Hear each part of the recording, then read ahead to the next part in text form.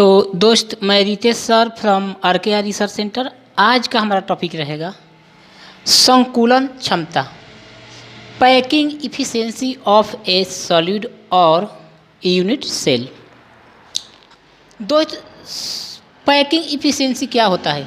Suppose आप जानते हो दुनिया का प्रत्येक ठोस छोटे छोटे अवयवी कण से मिलकर बना होता है। दुनिया का कोई भी आप क्लोज पैकिंग ठोस ले लो, यूनिट सेल ले लो, क्रिस्टल जालक ले लो, आप जानते हो कि प्रत्येक ठोस छोटे छोटे अवयवी कणों के इंटरमोलिक्यूलर फोर्स से मिलकर बना होता है। यानी इसमें एक प्रकार का केमिकल बॉन्डिंग कार्य करता है। कहने कुल मिलाकर दोस्त ये हम कहेंगे कि अगर ये देखिए एग्जाम्पल के तौर पर ये एक सॉलिड है, आपको कलर इसका कैसा दिख रहा है दोस्त? आप बोलोगे सर वाइट दिख रहा है। अगर ये दोस्त वाइट दिख रहा है तो छोटे छोटे वाइट के कणों से मिलकर बना है ये सॉलिड। यानी इसके प्रत्येक अवयवी कण एक दूसरे को आपस में बांध कर रखा है। तो ये हम कहते हैं कि कोई भी ठोस के अवयवी कण एक दूसरे के कितना भी करीब क्यों ना हो, कोई भी ठोस हो उसके अवयवी कण एक दूसरे के कितना भी करीब क्यों ना हो, लेकिन उसमें कुछ ना कुछ रिक्त स्थान जरूर बच जाता है। रिक्त स्थान जरूर बच जाता है जिसे कहा जाता है रिक्तिका। ठीक है, अब रिक्तिका दो होता है, अष्टफलकीय रिक्तिका और चतुष्फलकीय रिक्तिका। तो दोस्त इसको हम लोग नेक्स्ट टॉपिक में चर्चा करेंगे। आज हम लोगों को चर्चा करना है पैकिंग इफिशिएंसी। तो पैकिंग इफिशिएंसी होता क्या है? यानी मैंने क्या बताया आपको कि किसी ठोस के अवयवी कण एक दूसरे के कितना भी करीब क्यों ना हो जाए, लेकिन कुछ ना कुछ रिक्त स्थान जरूर बचता है। तो कहने का मतलब ये कि किसी ठोस के अवयवी कण में, किसी ठोस में उसके अवयवी कण द्वारा उस ठोस का जितना प्रतिशत भाग कंप्लीटली भर जाता है उसको हम लोग क्या बोलेंगे दोस्त? पैकिंग इफिशिएंसी यानी संकुलन क्षमता। संकुलन क्षमता। जैसे दोस्त अगर मैं कोई सॉलिड लेता हूँ, अगर मैं ये सॉलिड है, अगर मैं चाहता हूँ एक पतला कोई नीडल की सहायता से इसको छेद करूँ, तो इसके जो अवयवी कण है एक दूसरे के कितना भी करीब क्यों ना हो, लेकिन अगर मैं इसके विकर्षण बल के विरोध, इसके विकर्षण बल के विरोध, इसके जो आकर्षण बल है ना, तो मैं एक विकर्षण बल लगा रहा हूँ, किसके? आकर्षण बल के विरोध में एक विकर्षण बल। तो क्या होगा? ये अवयवी जो नीडल है इसके अंदर प्रवेश करेगा। प्रवेश क्यों करेगा मेरे दोस्त? क्योंकि इसके अवयवी कण एक दूसरे के कितना भी करीब क्यों ना हो, परंतु कुछ ना कुछ शेष रिक्त स्थान तो जरूर बचता है। यानी उस अवयवी कण द्वारा उस ठोस का जितना प्रतिशत भाग भर जाता है उसको हम लोग बोलते हैं पैकिंग इफिशिएंसी यानी संकुलन क्षमता। समझ गए? तो हम लोग दो संकुलन क्षमता सबसे पहले किसका निकालेंगे? साधारण घन या एकैक कोशिका का संकुलन क्षमता कितना प्रतिशत होता है वो हम लोग चर्चा करेंगे मेरे भाई। तो देखिए यहाँ पर मैं बनाता हूँ, मैं आपके सामने बनाता हूँ एक एकैक कोशिका, एकैक कोशिका, और ये दो थे आपका एकैक कोशिका।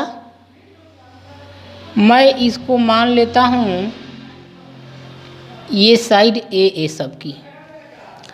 आप जानते हो इसके पहले मैंने चर्चा कर दिया है कि साधारण घनीय एकैक कोशिका में कुल एटम की जो संख्या होता है वो कितना होता है? 1 होता है। बॉडी सेंटर में कितना होता है? 3 होता है। बॉडी सेंटर में कितना होता है? 2 होता है। और फेस सेंट्रेड क्यूबिक यूनिट सेल में कितना होता है दोस्त? तो आप कहोगे कि सर 4 होता है। फेस 8 कॉर्नर पर एक 8 गुना 1/8 प्लस उसके 6 सतह में के आधे भाग में होता है, उसके 6 सतह के आधे भाग में होता है। यानी उसके 6 सतह के आधे भाग में तो 6 × 1/2 प्लस 8 कोने पर एक, तो 8 गुना 1/8। तो ये कटेगा मेरे दोस्त, तो 3 + 1 कितना आएगा? 4 आएगा। लेकिन सिंपली अगर हम लोग देखें, ध्यान देने योग्य बात यह है कि हम लोगों को तो दोस्तों इसके प्रत्येक कॉर्नर पर एक एटम रखना है। क्यों? क्योंकि साधारण घनीय एकैक कोशिका है। तो अगर ये साधारण घनीय एकैक कोशिका है तो प्रत्येक कॉर्नर पर एक एटम आ गए। आपको ये बातें ध्यान रखना है दोस्त, अगर ये सॉलिड बनता है तो प्रत्येक एटम एक दूसरे को क्या करता है मेरे भैया? टच करता है। ठीक है, लेकिन ये एक दूसरे के कितना भी करीब क्यों ना हो, कुछ ना कुछ भाग तो जरूर खाली होता है, जिसे हम लोग बोलते हैं रिक्तिका। ऐसा क्यों होता है मेरे भाई? क्योंकि देखिएगा, ये तो बाह्य स्पर्श किया है, एक्सटर्नली स्पर्श किया है, बट अगर हम लोग देखें इसके परत से के निचली सतह से, इसके परत के निचली सतह से देखा जाए, एक एटम मैं रखना चाहूँ, मैं आपको दिखा देता हूँ। मान लो कि दोस्त ये एटम है, ये एक दूसरे के करीब रखा गया है, लेकिन मैं अगर चाहता हूँ इसको एक दूसरे के और करीब रखे, तो क्या आपको दिखाई दे रहा कि इसने मैक्स इस छोटे छोटे एटम द्वारा इस सॉल्यूड का कंप्लीट मैक्सिमम भाग तो भरता है, लेकिन छोटा सा भाग तो खाली रह जाता है। यानी किसी दिए गए ठोस के अवयवी कण द्वारा, किसी ठोस में दिए गए अवयवी कण द्वारा उसका जितना प्रतिशत भाग भरता है उसे बोलते हैं संकुलन क्षमता। ठीक है, तो बहुत भाग भर गया लेकिन छोटा सा भाग क्या होगा? खाली हो गया। इसको हम लोग क्या बोलते हैं? रिक्तिका। क्या बोलते हैं दोस्त? रिक्तिका बोलेंगे, रिक्तिका। समझ गया? अंग्रेजी में इसको बोलेंगे हम लोग वॉइड्स। समझ गए? तो आइए हम लोग चर्चा करते हैं साधारण एक घनीय इकाई कोशिका संकुलन क्षमता। तो संकुलन क्षमता को हम लोग डिनोट करेंगे पीई से। पीई बराबर क्या होता है? एक गोले का आयतन, एक गोले का आयतन बटा इकाई सेल का आयतन, इकाई सेल का आयतन। कहने का मतलब दोस्त, एक गोले का आयतन बाई पूरे सॉलिड का आयतन में से उस गोले द्वारा कितना प्रतिशत भाग भरता है, या और मल्टीप्लाई 100 कर दीजिए तो इसका क्या निकल जाएगा मेरे भाई? उसका परसेंटेज वैल्यू निकल जाएगा। तो आइए हम लोग करते हैं चर्चा साधारण घनीय इकाई कोशिका के बारे में। आप जानते हो दोस्त कि ये एटम और ये एटम एक दूसरे को टच किया है, यानी इस प्रकार से टच किया है, तो ये साइड का सेंटर, ये इसका सेंटर, इस सर्कल का सेंटर, इस सर्कल का सेंटर। तो ये दोस्त ये साइड है कितनी? ए है ना मेरे भाई? ए तो ए बराबर कितनी हो जाएगी? 2r हो जाएगी। आपको 2D में देखना है, 3D का इमेजिन मत करिए आप। देखिए ये एटम और ये एटम एक दूसरे को टच किया है, अगर इसको सेंटर मानो तो ले चलिए, तो ये किसके इक्वल होगा मेरे भैया? ए बराबर 2r के इक्वल आएगा। एकदम बेसिक से बता रहा हूँ, इससे बेसिक और क्या हो सकता है केमिस्ट्री में। तो ए बराबर अगर 2r आ गया मेरे भाई, तो आप जानते हो कि साधारण घनीय इकाई कोशिका यानी सिंपल क्यूबिक यूनिट सेल में कितने एटम होते हैं? एक एटम। तो 1 × 4/3 पाई r स्क्वायर, पाई r क्यूब, मतलब 22/7 गुणे r का मतलब r क्यूब बटे इकाई सेल का आयतन। ये सेल का आयतन पूरा क्या हो जाएगा मेरे भाई? इस सेल का पूरा आयतन क्या हो जाएगा? भुजा का क्यू, ए का मान कितना है? 2r, मतलब 8r क्यूब बन जाएगा मेरे भाई। ये r क्यूब से r क्यूब कट गया, मल्टीप्लाई 100। ये कितना आएगा? 22 चौके 88 और 88/21 बटे 8 मल्टीप्लाई 100। ठीक है, अगर मैं इसको काटना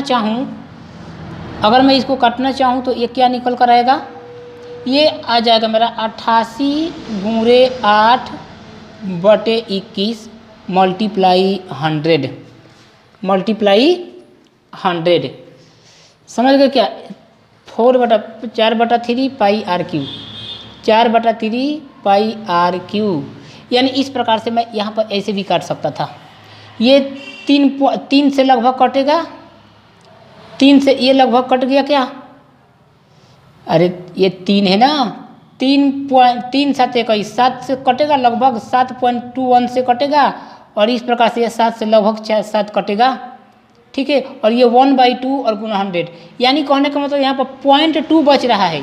तो काटने पर ये मेरा देगा दोस्त 52 कुछ के परसेंटेज के आसपास में आएगा।